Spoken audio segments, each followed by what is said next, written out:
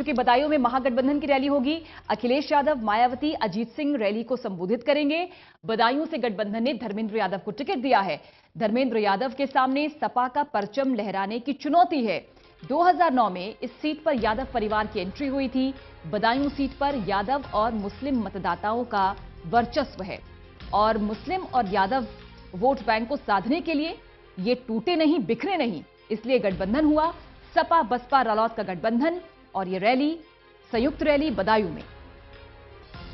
आकाश, इस रैली के बारे में जरा बताएं। इस गठबंधन की रैली में कितने बजे से रैली होने वाली है? जाहिर सी बात है गठबंधन चाहता है कि दलित और मुस्लिम कम से कम जो वोटर्स हैं वो छिटके नहीं, इन्हें साधने की पूरी कोशिश और आक्रामक होता हम देखते हैं कई बार, मायावती को भी, अखिलेश यादव को भी। देखिए पूजा, सबसे बड़ी बात यहाँ पर यह है कि महागठबंधन ने जिस तरीके से अपनी तैयारी की हुई है और पश्चिमी उत्तर प्रदेश में जो प्रथम चरण का जो मतदान हुआ है उसमें भी कहीं ना कहीं महागठबंधन की समाजवादी पार्टी और बसपा काफी प्रफुल्लित है और जो 63 पॉइंट के करीब में जो मत प्रतिशत फल है वो भी कहीं ना कहीं एक तरीके से जो है बसपा और सपा जो है सोचती है कि उनके पक्ष में ही रिजल्ट जाना है, लेकिन वो तो वक्त बताएगा।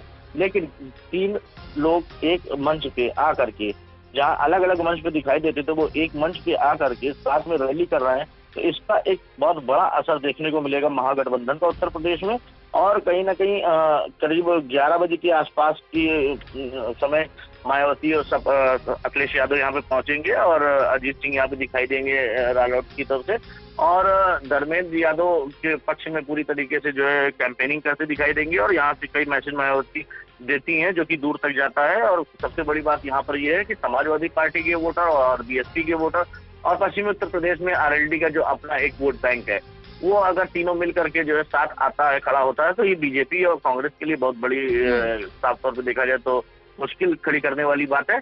लेकिन वक्त ये जरूर बताएगा कि आने वाले समय में किसके पाले में कितनी सीटें गई, लेकिन महागठबंधन की सीटें इस बार जो निकलेंगी वो बेहद चौंकाने वाली। बिल्कुल, बेशक 2014 में बिल्कुल साफ हो गई थी बसपा।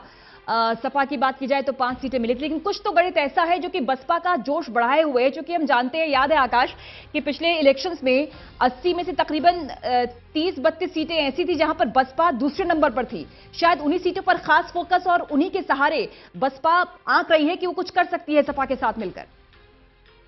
देखिए बिल्कुल, कहीं ना कहीं जिस तरह पूरा आप बता रही हैं एकदम सही कह रही हैं, क्योंकि बसपा का जो असर हुआ था अभी पिछले 2014 के चुनाव में, उससे कहीं ना कहीं बसपा ने सबक लिया और समाजवादी पार्टी ने भी उस चीज से सबक लिया है।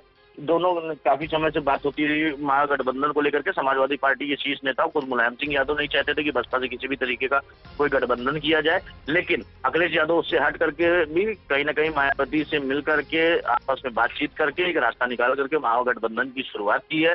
जैसा कि अभी बदायूं, बुलंदशहर, फिर बदायूं, जहाँ जहाँ 2 जगह जो आज जनसभाएं हैं, इसमें ये साफ तौर पे देखने को मिलेगा मायावती की तरफ से कि जो उनका संबोधन होगा वो किस तरीके का होता है। सबसे बड़ी बात यह है आक्रामक रूप से वो पूरी तरीके से हमेशा दिखाई देती हैं।